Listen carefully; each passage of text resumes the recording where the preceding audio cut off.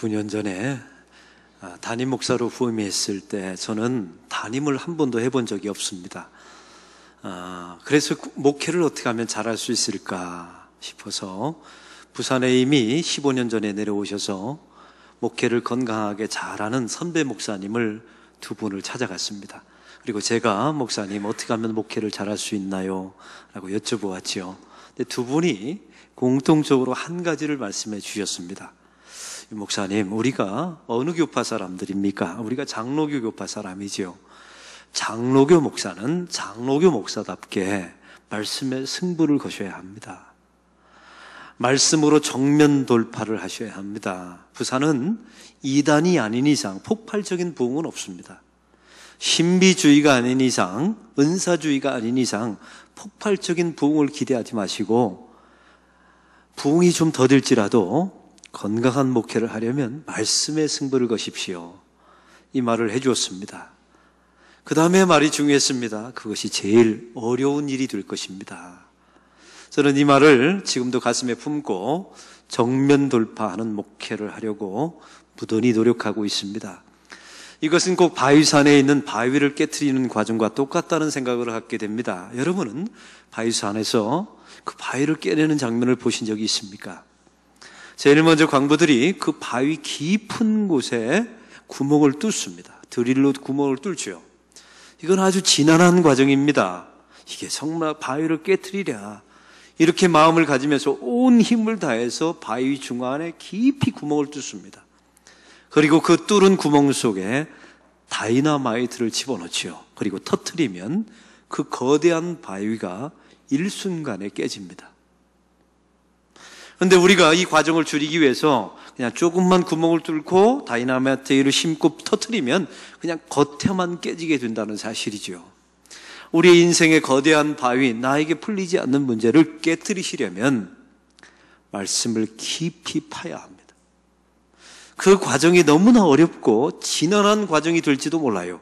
그러나 그 말씀을 깊이 파고 깊이 연구하고 깊이 상고하게 될 때 결국은 그 말씀이 힘이 되어서 여러분의 인생 속에 바위가 깨지고 인생의 문제가 해결되는 역사가 일어나게 될 줄로 믿습니다. 오늘 이런 관점으로 말씀을 나누기를 원합니다. 사도 바울은 3차 전도 여행 중에 있었습니다. 에베소에 도착하게 되었죠. 두란노 성원에 들어가서 3년 동안 말씀을 전하게 됩니다. 사도 바울에게는 이 에베소에서 이례적인 기적이 일어났습니다. 사도 바울이 썼던 손수건과 앞치마를 가져다가 환자에게 둘렀네요. 그랬더니 환자가 낫기도 하고 악귀가 떠나가는 역사가 일어나게 되었습니다. 바로 이런 과정을 에베소에서 3년간을 보내게 됩니다. 이 3년은 사도 바울이 사역을 시작한 후에 가장 긴 시간을 보내게 된 거예요. 그러면 우리는 이때 이런 생각을 갖게 됩니다. 사도 바울이 편했나 보다, 에베소의 사역이 좋았나 보다 라고 생각할지도 모릅니다. 근데 정반대의 상황이 펼쳐지게 되죠.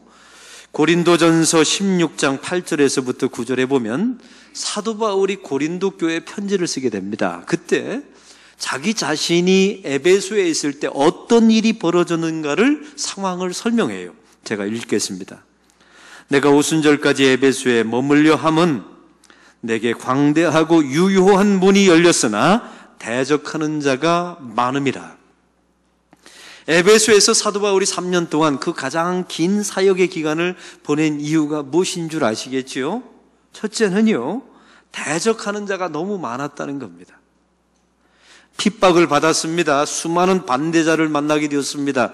바로 거기서 사도 바울이 버티게 된 거예요. 그런데 놀라운 것은 대적은 많았는데 복음의 문이 넓게 열렸다는 것입니다. 손수건을 얹기만 해도 병자들이 낫습니다. 악귀가 물러갑니다. 그리고 사람들이 예수의 이름을 높이게 되었지요. 그들은 하나님 앞에 자복했습니다. 은 5만 드라크마, 지금 돈으로 말하면 20억 원어치의 마술책을 예수를 믿고 불태워버렸습니다. 바로 이것이 성도의 삶에 나타나는 신비입니다. 사랑하는 성도 여러분, 우리가 살다가 고난을 만나고 장애물을 만나고 인생의 대적을 만나는 일들이 참 많이 있습니다. 그때마다 우리는 다음과 같은 과정을 반드시 거치셔야 합니다. 하나님, 이 어려움과 대적을 수용할 수 있는 믿음을 주십시오. 거부하는 게 아닙니다. 받아들일 수 있는 믿음을 허락해달라고 기도하셔야 돼요. 그리고 사도 바울이 3년 동안 이 에베소에서 수많은 대적이 있었죠. 그런데 버텨냈습니다. 나에게 버틸 수 있는 힘을 주십시오. 그리고 하나님이 이 모든 과정이 지난 후에 이 모든 것이 합력하여 선을 이루게 된다는 믿음을 갖게 해달라고 기도하시기 바랍니다. 그러면 놀라운 일이 벌어집니다. 닫혔던 분들이 열린다는 것입니다. 사도 바울에게 복음의 유효하고 광대한 문이 열렸다, 이렇게 표현하고 있지요. 바로 대적이 많은 곳에. 우리 인생도 마찬가지입니다. 대적이 많고 어려움이 많을수록 하나님께서 여러분의 복음의 문, 삶의 문, 생명의 문을 더 넓게, 광대하게 열어주실 줄로 믿습니다. 그러면 오늘 본문에 하나님께서 열어주신 가장 유효하고 광대한 문이 무엇이겠습니까? 오늘 그것은 성경은 20절에 말합니다. 20절 우리 다 같이 읽겠습니다.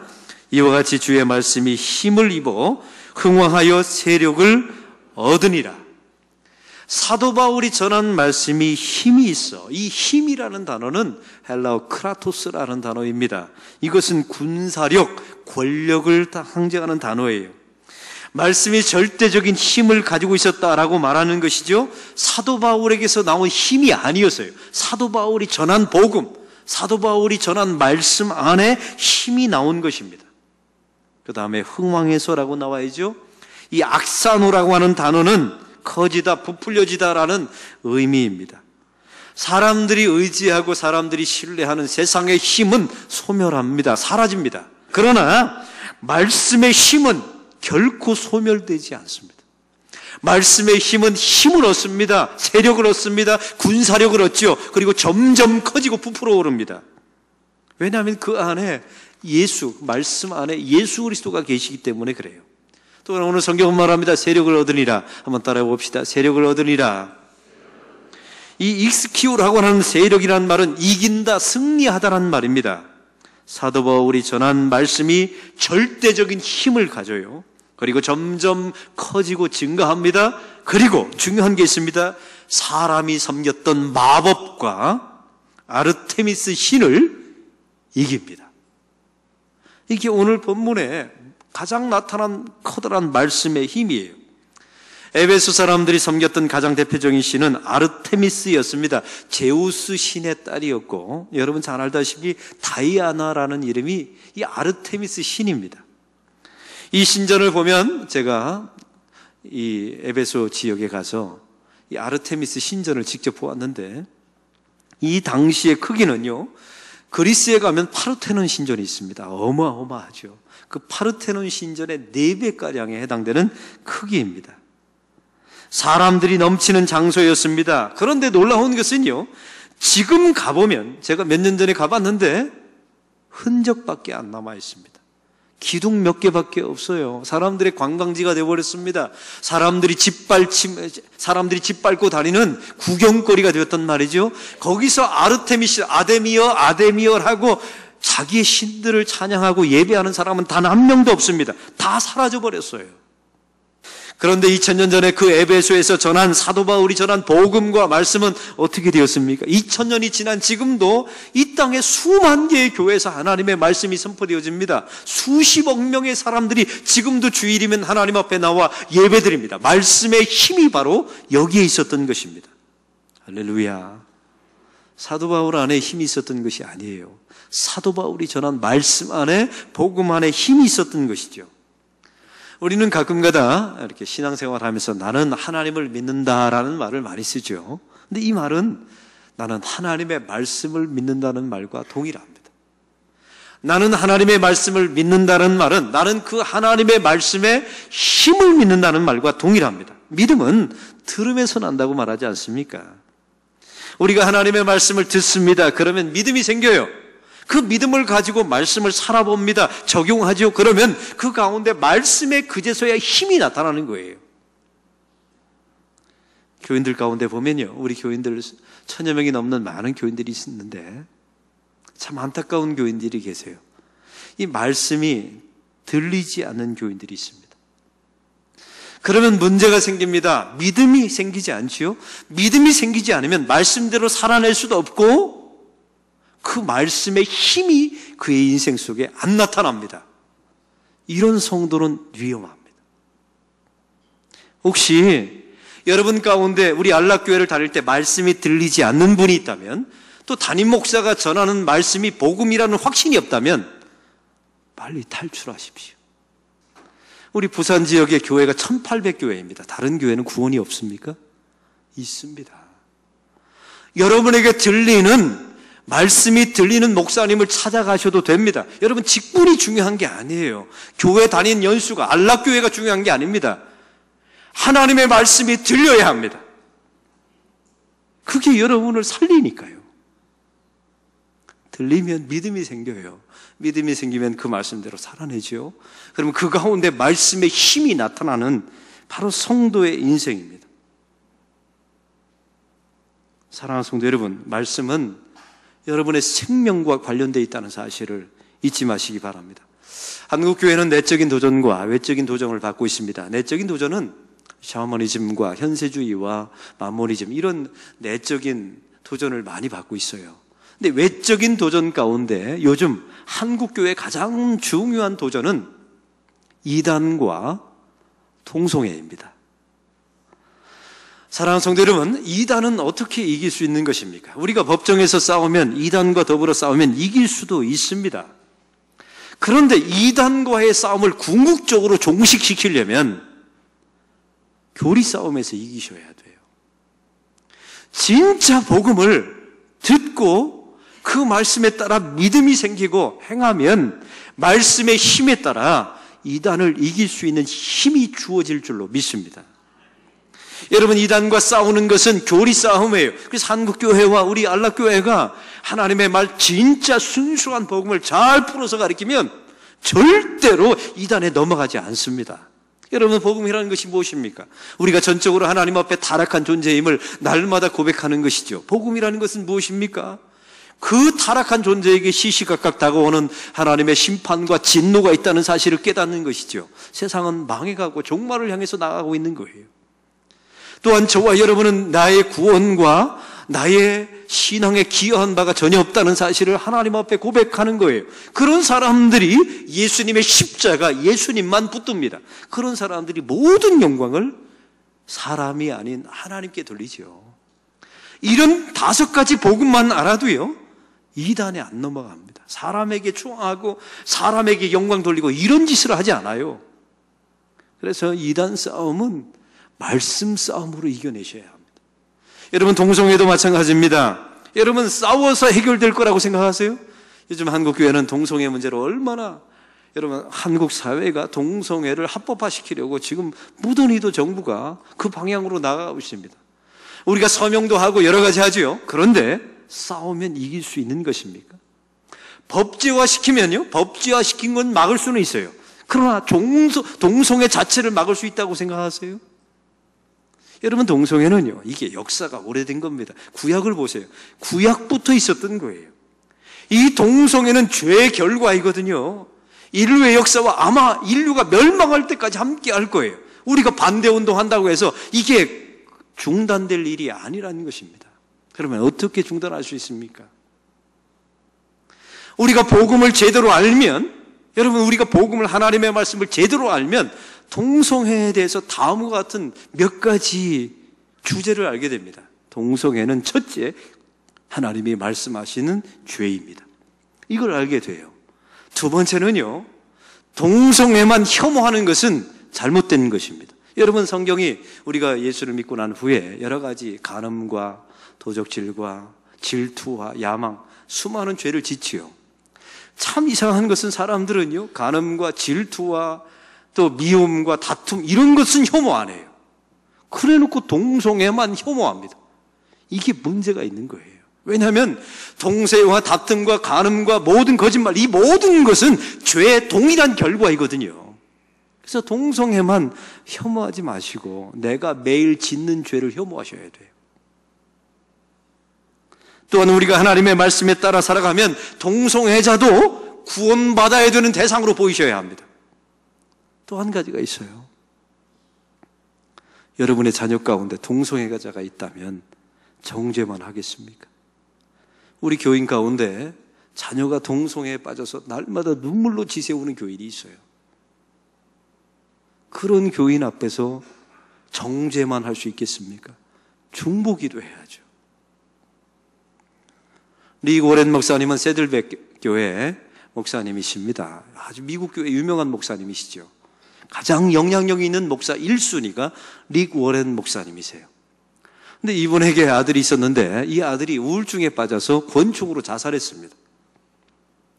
리 워렌 목사님이 자기 아들이 죽은 이틀 후에 주일날 단상했었는데 이렇게 설교하는 것 제가 직접 보았어요. 영상으로 보았는데, 여러분, 내 아들이 어제 우울증으로 병으로 자살했습니다. 우리 가정을 위해서 기도해 주십시오. 그 다음 말이 중요합니다. 저는 예정에 우울증에 대해서 쉽게 설교했는데 이게 그럴 일이 아니라는 사실을 알게 되었습니다. 왜냐하면 그 문제가 내 문제가 됐잖아요. 이 세상을 향하여 죄의 결과로 나타난 그런 문제를 끌어안고 우는 교인들이 세상을 고치는 거예요. 정죄하고 비난하고 심판하는 것이 우리 역할이 아니라는 사실을 항상 잊지 마시기 바랍니다. 이게 복음을 받아들이면 바로 이런 반응이 나온다는 사실이죠. 동성애 하지 말자 이렇게 해서 되는 문제가 아닙니다. 우리가 복음을 알면, 하나님의 말씀을 온전하게 알면 바로 이와 같은 네 가지 결론을 통해서 이 땅을 향해서 가슴을 끌어안고 중보하는 하나님의 사역자들이 될 줄로 믿습니다. 저는 오늘 말씀에 에베소에 나타난 말씀의 힘 두 가지를 아주 분명하게 소개합니다. 오늘 첫 번째, 그 말씀이 어떤 힘으로 나타났는가? 오늘 성경의 21절은 이렇게 말합니다. 21절 다 같이 읽겠습니다.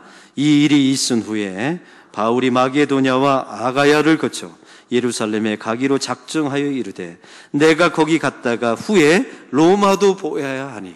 한번 따라 봅시다. 로마도 보아야 하리라. 이 원문에 보면 데이라고 하는 단어가 있는데 이게 영어로 쓰면 must입니다. 나는 반드시 로마로 가야 할 것이다. 이것은 사도 바울이 결심한 게 아니에요.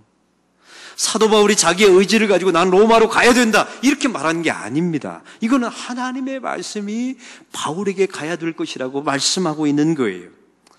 그런데 여기서 이상한 점이 있습니다. 여러분, 사도 바울이 이 에베소에 있을 때는 이미 다메섹에서 예수님을 만난 지 23년이 지났어요. 그제서야 사도 바울이 어디에 인생의 종착역인지, 너의 인생은 어디 가서 죽어야 되는지 궁극적인 소명 로마를 23년이 지난 후에 말합니다.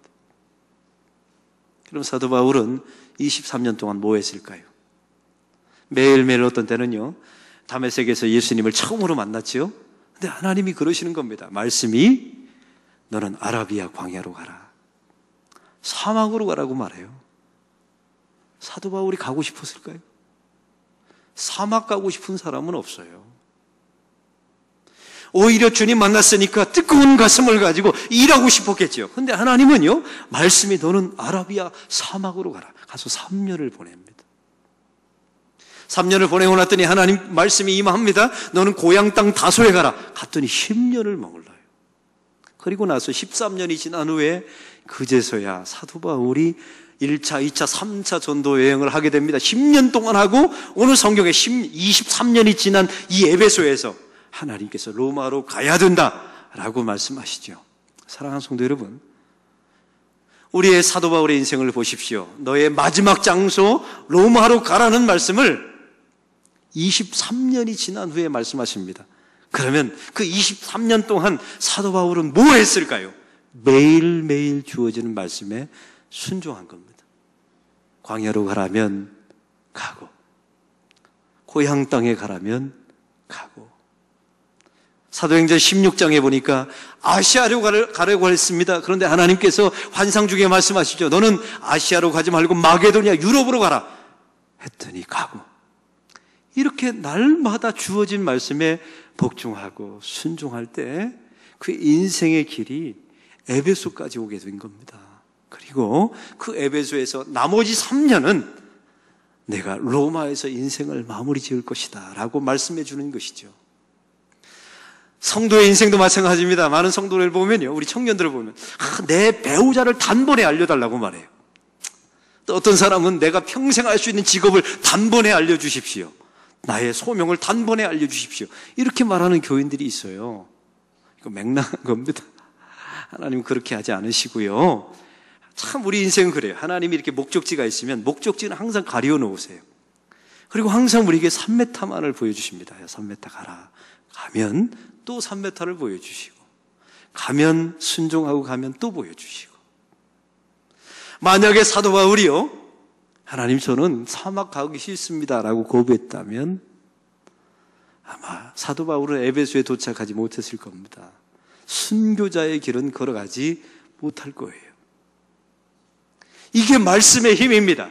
말씀의 힘은 매일매일 주어진 말씀, 매일매일 선포된 하나님의 말씀, 내가 묵상한 하나님의 말씀을 날마다 반응하십시오. 그리고 날마다 순종하십시오. 3m 걸어가십시오. 그러면 그 다음 3m가 열리고 어느 순간인가 우리 인생의 종착역, 어떻게 마무리 지을 것인지, 소명, 우리의 마지막 직업, 우리의 배우자, 이런 것들을 다 주님께서 보여주시라고 저는 믿습니다. 오늘 성경에 보면 두 번째 말씀의 힘이 나와 있습니다. 23절의 말씀을 다 같이 읽겠습니다.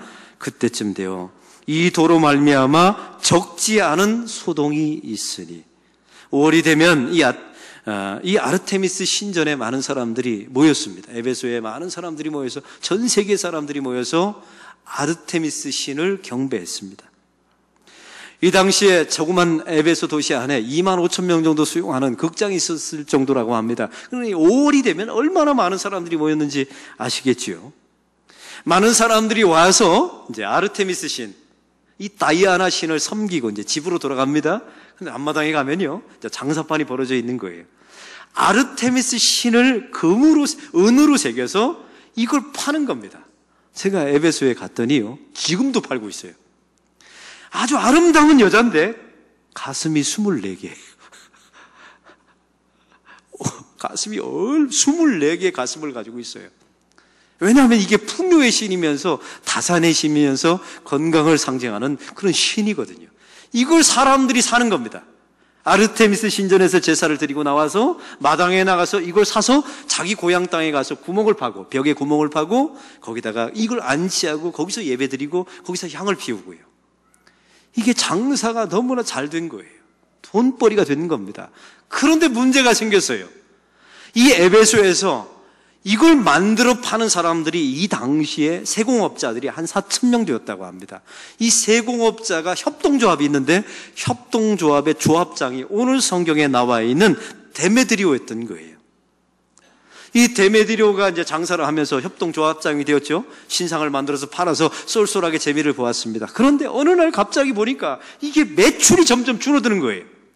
이게 왜 매출이 주는가 알아봤더니 원인을 찾아냈습니다. 이 3년 동안 사도 바울이 에베소에서 뭐라고 설교했습니까? 뭐라고 하나님의 말씀을 전했습니까? 사람이 만든 신은 신이 아니다. 이걸 3년 동안 설교한 거예요. 다른 복음도 전했겠지만 이걸 에베소 사람들이 믿은 겁니다. 그리고 이 아르테미스 우상을 사지를 않은 거예요. 매출이 준 겁니다. 생계가 문제가 되었죠. 이때 데메드리오 하는 이 조합장이 사람들을 선동합니다. 아데미여, 아데미여, 이 성이 망하게 되었도다. 우리가 모든 수익원이 끊게 되었습니다. 이 사도 바울을 처치해야 됩니다. 이렇게 소동을 일으켰다는 거예요. 이제 묻습니다. 이 소동은 바울이 일으킨 겁니까? 바울이 전한 말씀이 일으킨 겁니까? 바울이 전한 말씀이 이 소동을 일으킨 거예요. 그 말씀에 따라 에베소 사람들이 순종했던 것이죠. 그리고 우상을 사지 않은 거예요. 사랑하는 성도 여러분, 이게 말씀의 힘이에요. 이런 힘이 여러분의 삶 가운데에도 나타나게 될 줄로 믿습니다. 하나님 아버지,